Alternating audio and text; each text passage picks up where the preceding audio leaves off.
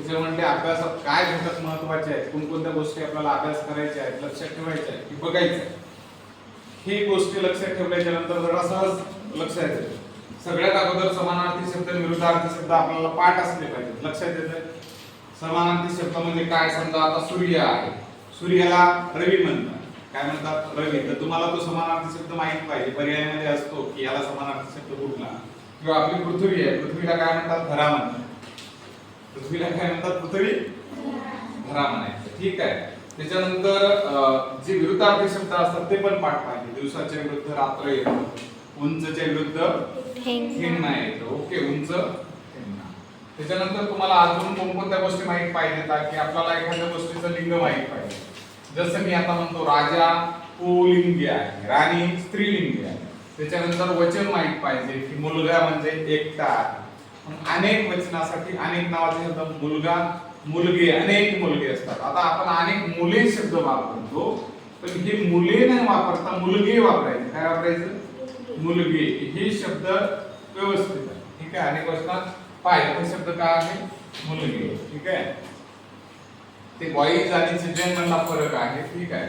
त्यानंतर अलंकारिक शब्द माहित असायला पाहिजे तुम्हाला. जसं की सिंह अलंकारिक शब्द. मी म्हटलं की राजीव नावाचा मुलगा हा सिंहच आहे, म्हणजे काय ते ऍक्च्युअली सिंह नाहीये. त्याला सिंह शब्द म्हणण्यामागचा अर्थ तो एक शूर पुरुष आहे. छत्रपती शिवराय हे सिंहच होते. बरोबर आहे. सिंहच होते म्हणजे ऍक्च्युअली असे नख, पंजा, जंगलात राहणार असं काही नाही. त्याला अलंकारिक शब्द वापरला की जे धाडसीपणा एका कशामध्ये आहे? सिंहामध्ये आहे. तोच धाडसीपणाचा, नेतृत्वाचा गुण या व्यक्तीमध्ये आहे, म्हणून त्याच्यासाठी हा शब्द वापरला गेला. तर अशा पद्धतीने अलंकारिक शब्द वापरतो. जसं एखाद्या मुलीला मी म्हटलं, अरे वा लता मंगेशकर ज्या आहेत ना त्या एक प्रकारच्या कोकिळा. कोकिळा होत्या म्हणजे ते काय उडत गेल्या असं काही नाही.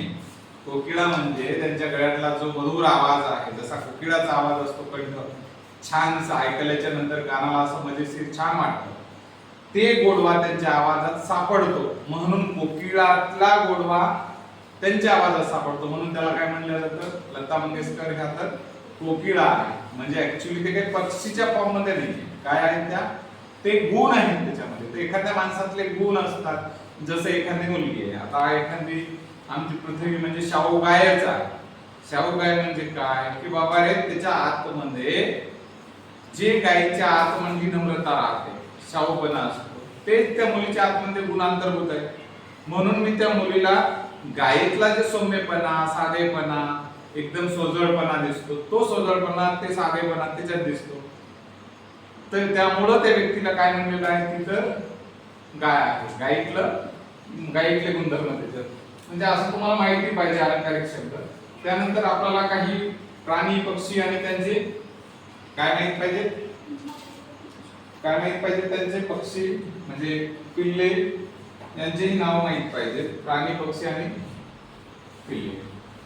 आता बघा इथं की गायीचं काय असतं रे? वासरू. सिंहाचं काय? कुठं राहते? हे तर ते गुहेमध्ये राहते. मधमाशांचं पोळं असतं. पक्ष्यांना काय असतात? पंख असतात. हत्तींना सोंड असते. तर पक्षी, त्यांची पिल्ले, त्यांची निवारे, त्यांची अवयव, हे सगळ्या गोष्टी माहिती झाल्या तुम्हाला. त्यानंतर तुम्हाला नद्या, पर्वत, महासागर आणि खंड पण, जसं की गंगा नदी भारतामध्ये आहे, हिमालय पर्वतरांगा आहे, त्यानंतर प्रशांत महासागर आहे, आशिया हा खंड आहे. या गोष्टी तुम्हाला माहिती पाहिजे की याचं याच्याशी नातं काय, भूगोलावर आधारित समसंबंध असतो. त्यानंतरच्या गोष्टी तुम्हाला काही महिने माहिती पाहिजे की श्रावण महिन्यात नागपंचमी येते, चैत्र महिन्यात गुढीपाडवा येतो, जे मराठी महिने, ऋतू किंवा सण, हिवाळा डिसेंबर, त्यानंतर दिवाळी कार्तिक. क्रिकेट म्हणजे काय असतं? फलंदाज असतो, खेळाडू, पुरस्कार, त्यांचे खेळ, बुद्धिबळ, हे कोणत्या पुरस्कार असते? Grand master. अर्जुन पुरस्कार खेळाडूला दिला जातो. ध्यानचंद खेलरत्न पुरस्कार सर्वोच्च क्रीडा पुरस्कार असतो. मग ह्या सगळ्या गोष्टी माहिती पाहिजेतच तुम्हाला, पाठ पाहिजे जर तुम्हाला समसंबंध माहिती करून घ्यायचे असेल. त्याच्यानंतरची गोष्ट महत्वाचे दिवस की 15 ऑगस्टला स्वातंत्र्य दिन. आता खूप जणाला प्रजासत्ताक दिन कुठला, स्वातंत्र्य दिन कुठला लक्षातच येत नाही.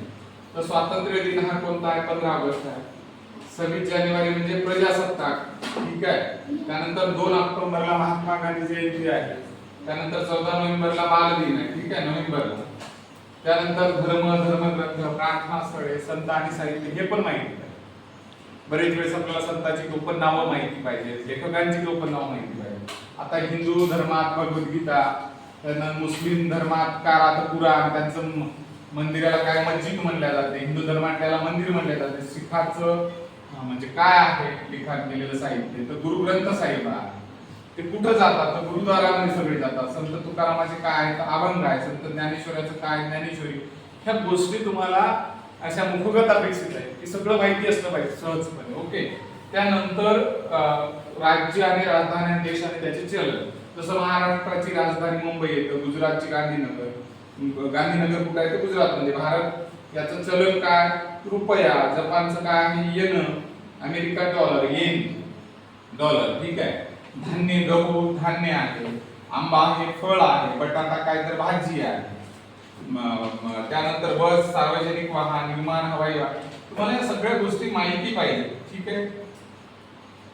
त्यानंतरच्या काही गोष्टी अजून जसं की तुम्हाला लेखकांची नावं, व्यास महाभारत लिखाण करणारा व्यास, वाल्मिकीने रामायण लिहिलं, कुसुमाग्रजाने काय तर विशाखा. त्यानंतर बालकवी फुलराणी. त्यानंतर इतिहास, विज्ञान, मराठी विषयातील मूलभूत माहितीच पाहिजे तुम्हाला. जसं की छत्रपती शिवाजी महाराजांचा रायगडशी काय संबंध आहे, न्यूटनचा गुरुत्वाकर्षणाशी काय संबंध, सजीवांचा श्वसनाशी काय, नाम, वस्तू, स्थळ आणि भावदर्शक नाव, सगळं असं अपेक्षित आहे. जर तुम्ही हे सगळं मुखोगत केलं, समजून घ्यायचा प्रयत्न केला, सहज वाचनामध्ये ह्या सगळ्या गोष्टी भूगोलमध्ये येतात, विज्ञानमध्ये येतात, त्याची यादी जर बनवली सेपरेट, हे समसंबंध सहजपणे लक्षात येते. जर मी समजा असं म्हणलं आता की भगतसिंग, ओके, एक, महात्मा गांधी 2, राजगुरू 3 आणि संत तुकाराम, तर तुम्हाला वेगळेपणा काय जाणवतं? कोण वेगळं आहे? संत तुकाराम. का बरं? हे संत आहे, ते देशभक्त आहे. तर तुम्हाला एक छोटी ही गोष्ट की काय संत कोणी यादी देत, म्हणजे संत कोणते आहे, देशभक्त कोणते आहे, सायंटिस्ट कोणते आहे, राजकीय विचारवंत कोणते आहे, समाज सुधारक कोणते, सगळ्या गोष्टी वेगवेगळ्या क्लासिफाय करता आल्या पाहिजे. त्या गोष्टी वेगळ्या वेगळ्या पद्धतीने समजून घेता आल्या, तुमचा तो व्ह्यू बनला पाहिजे की मला हो ठीक आहे, हे सगळी यादी राजकीय लोकांची आहे, हे जरासं वेगळं दिसतं, काहीतरी संत आहे ते. सगळे संत दिसले, कुठं एकटं कोणीतरी सायंटिस्ट दिसतं, ओके, ठीक आहे.